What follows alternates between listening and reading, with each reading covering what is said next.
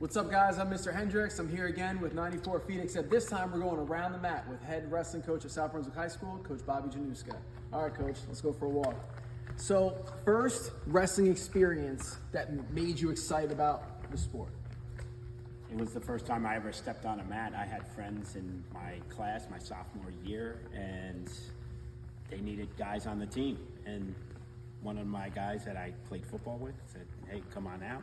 And from the moment I stepped on the mat, it felt like a natural fit. The way they worked out, what Coach was teaching the kids, just fit with my whole worldview, and I loved it ever since. Favorite movie of all time? I got a few of them. Only one? Only one. Favorite of all time, The Passion of the Christ. All right. What's the song that you listen to get hyped up before a wrestling match?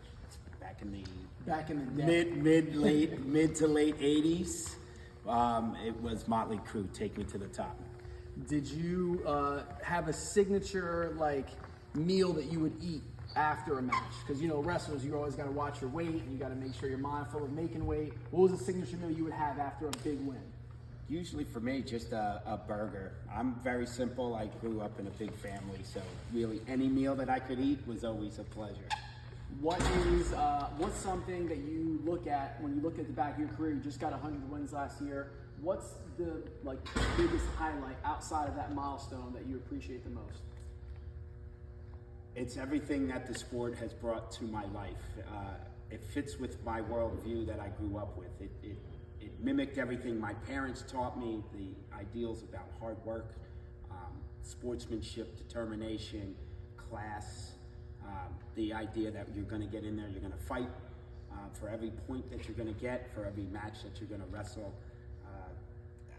I don't have a one point, only because the sport itself to me is bigger than just any one moment could possibly be.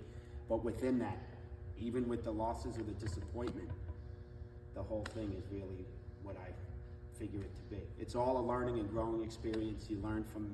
Mostly you learn from the losses even more than you do from the wins. Awesome. Well, I'm going to invite you over here to the middle circle where every wrestling match starts. And my last question to you is, what was your go-to move when you were a high school wrestler?